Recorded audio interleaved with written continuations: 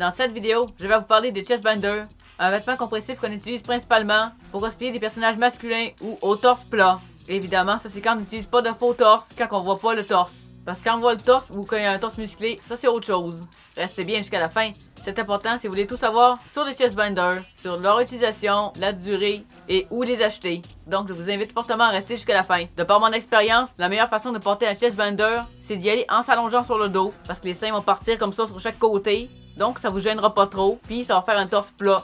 De cette façon-là, c'est confortable, ça dérange pas les avant des bras parce qu'ils sont plaqués contre le corps. C'est une méthode qui a été donnée par la cosplayeuse Kasuke sur sa chaîne YouTube il y a quelques années avant qu'elle décide d'arrêter les vidéos, il y a pas si longtemps. Ça a été une source d'inspiration pour moi comme il y avait pas beaucoup de cosplayers dans le milieu francophone. À présent, c'est à mon tour d'être une source d'inspiration pour les cosplayers qui débutent ou veulent des conseils. Donc, qu'on soit bien clair, le chestbinder n'est pas obligatoire pour faire du cosplay. Évidemment, ça aide quand on fait un personnage masculin, mais comme j'ai dit, c'est pas obligatoire. Faut vraiment aller en fonction du risque si vous voulez vraiment un torse plat. C'est pas obligatoire parce qu'au début, je faisais Itachi sans chestbinder. Avec le manteau de la Katsuki, ça paraissait pas tellement. Assez que je me faisais souvent demander si j'étais une fille ou un garçon. Les gens étaient pas trop sûrs, ils voulaient pas trop se mouiller, vu que ça paraissait pas parce que le manteau était ample. Mais dès que j'enlevais, ça paraissait que j'étais pas un gars. Aussitôt que j'enlevais, c'est genre, oh Itachi, il y a des boobs! Un beau petit bonnet B comme ça par en avant. Fait que c'est pour ça que j'ai décidé d'acheter un chestbinder parce que Itachi avec des boobs, il perd en crédibilité. Fait que c'est pour ça que j'ai décidé d'acheter mon premier chestbinder en février 2020 chez la compagnie GC2B, une compagnie pour les personnes en transition de genre. C'est fait pour être porté à tous les jours, mais par sécurité, il faut quand même garder une journée dans la semaine où on le met pas. Évidemment, pour les personnes trans, c'est moins confortable mentalement de pas porter de chestbinder parce qu'ils ont disparu de genre. Mais moi, c'est pas mon cas, j'en porte juste pour le cosplay, car je cosplay principalement des personnages masculins, donc ça me prend un torse plat. Mais cette compagnie-là est faite exprès pour les personnes en transition, donc c'est fait quand même assez solide pour être porté à tous les jours. Donc j'ai deux types de chestbinder. Un half top, c'est celui que je porte, donc vous voyez pas, et j'en ai un autre qui est un full top,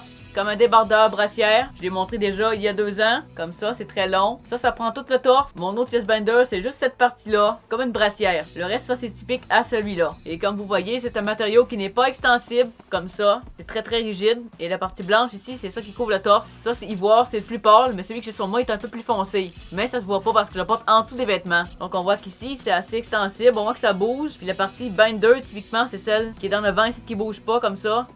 On voit que c'est beaucoup plus rigide, je force quand même pour faire ça. Alors que l'autre partie, on voit que ça s'étire beaucoup plus. Donc celui-là couvre le torse au complet. Il donne plus chaud celui-là. Quand on le porte, on a chaud souvent dans le dos, ça colle. Alors que l'autre non. L'autre respire plus. Lui donne plus chaud vu que ça couvre plus. Je l'utilise principalement pour mes personnages qui ont des uniformes. Comme Sébastien, Kimberly, Glenn, mais aussi Jelal. En bref, tous mes personnages qui ont des uniformes. Je fais cette vidéo car c'est important, je trouve qu'on n'est pas assez informé sur le sujet. Car un binder, c'est quand même un risque, surtout si on prend pas de précautions. Car dites-vous que c'est quand même un vêtement de compression, il faut faire attention avec ça. Et sachez que si jamais vous éprouvez des douleurs pendant le port de votre binder, enlevez-le. Votre santé est plus importante. Car oui, à la longue, ça peut causer des petites douleurs, des petits pincements, des petits tiraillements à la poitrine. C'est pour ça qu'il faut pas déconner avec ça. On niaise pas avec sa santé. C'est notre corps, il faut en prendre soin. Restez toujours à l'écoute de ce dernier. Ne dépassez pas vos limites, ça vaut pas la peine de gâcher votre santé pour un cosplay. Pour ma part, je porte les binders 7 heures au gros maximum, hors convention. En convention, on est plus sur un 10-12 heures de temps, mais il faut quand même rester à l'affût du moindre signe. Comme j'en porte pas trop souvent, ça va. Autre conseil important, il ne faut jamais dormir avec son chestbinder. Une autre mesure de sécurité, car ça gêne la respiration, car comme j'ai dit plus tôt,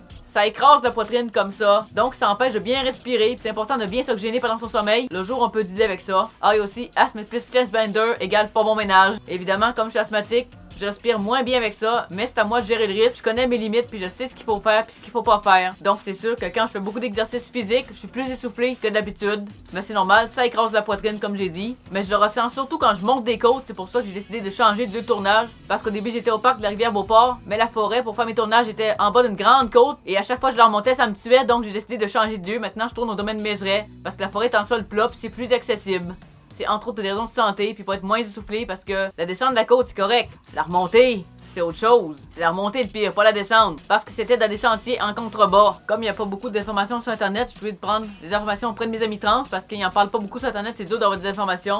Même dans des vidéos en anglais. C'est très flou quand même. Donc si jamais j'ai manqué des informations, n'hésitez pas à me corriger en commentaire. Je pense surtout à mes amis trans. En commentaire, n'hésitez pas s'il y a des choses à rajouter que j'ai oubliées. Parce que je peux pas tout penser. Il y a plein d'affaires que je sais pas encore. Donc s'il vous plaît, n'hésitez pas à partager votre avis en commentaire. Donc dans l'idéal, je vous recommande d'acheter ça sur les sites comme GC2B. Même si c'est un petit peu plus cher que les sites comme Amazon. Amazon, je recommande pas forcément. Donc la qualité est pas nécessairement au rendez-vous. Puis votre sécurité est plus importante que sauver quelques dollars. Donc investissez plus pour votre santé. Quand je dis plus cher, c'est autour de 35$ US, donc à peu près 50$ ici. C'est pour ça que je dis qu'ils sont plus chers, c'est pas tout le monde qui ont forcément les moyens d'acheter ça. Donc si vous voulez vraiment un bon chestbender, prenez ceux-là. C'est les meilleurs c'est les plus durables. C'est aussi ça que mes amis trans m'ont recommandé parce qu'ils en prenaient eux aussi de cette marque-là. Donc je vais mettre le lien en description si jamais vous voulez vous en acheter un. C'est sûr que c'est un peu plus cher qu'Amazon, mais ils sont de bien meilleure qualité. Ça fait 2 ans que j'ai les miens puis ils font amplement toujours le travail. Des benders, quand c'est de bonne fabrique, on n'a pas besoin de les changer trop souvent. À part pour les personnes en transition parce qu'ils les portent vraiment tous les jours donc ça use plus vite. Mais pour les cosplayers qui les portent juste de temps en temps comme moi, c'est pas nécessaire de les changer à chaque année. Évidemment après chaque port, il faut les laver. C'est une question d'hygiène puis aussi parce que les fibres vont rétrécir avec les microbes, les odeurs parce que ça sent pas bon vu que c'est contre le corps, la transpiration et tout ça vous connaissez. Idéalement il faut les laver à tous les jours à la main, c'est ce qui est recommandé. Mais je sais qu'il y en a qui les mettent à machine, il faut juste pas les sécher à la sécheuse parce que ça rapetisse puis là vous pouvez plus rentrer dedans. Moi je lave les miens dans une bassine avec du savon puis de l'eau puis je fais ça à la main comme ça. J'essaie de les laver à chaque fois que je les porte. Idéalement c'est de laver tous les jours. J'y pense pas toujours, d'autant plus que j'y porte pas souvent. J'y porte une fois par semaine, des fois 2, ça dépend. Là j'étais une semaine sans faire du cosplay donc je les ai pas portés. Donc voilà, le lien va être en description si jamais ça vous intéresse. Et ceci n'est pas une promotion payante, je suis pas payé pour dire ça.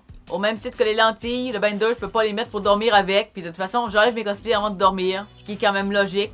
Donc en conclusion, comme j'ai dit, il faut pas porter ça plus que 8 heures par jour. Il faut les laver. Allez-y avec votre propre niveau de tolérance. Si ça vous fait trop mal, enlevez-le. Vous n'êtes pas obligé de le garder. Surtout que les conventions c'est long. Donc il se peut que vous puissiez pas tolérer de le porter tout du long. Surtout au début, c'est normal de pas pouvoir le tolérer toute une convention. Parce qu'une convention, c'est 10-12 heures en général. De 11 heures le matin à 20 heures le soir. Et plus longtemps si vous restez le samedi. Parce que samedi, c'est la journée la plus longue. Évitez de faire du sport avec un chestbender. Parce que, comme j'ai dit, ça écrase. Donc vous avez moins de capacité respiratoire. Vous allez être plus essoufflé au début. C'est normal, ça prend une certaine acclimatation. Donc n'hésitez pas à me dire dans les commentaires ce que vous en pensez. N'hésitez pas à me corriger si j'ai oublié des choses, parce que je peux pas tout penser. Donc voilà, j'espère que mes conseils vous ont plu. À ce stade, il me reste plus qu'à vous recommander d'aller regarder cette vidéo. C'est la première vidéo, c'est les chestbinders que j'ai faite il y a 3 ans. Évidemment, j'ai rajouté des affaires, mais ça se ressemble pas mal. Mais si vous voulez, vous pouvez compléter avec celle-là. Donc d'ici là, on se revoit bientôt pour une nouvelle vidéo. Johnny.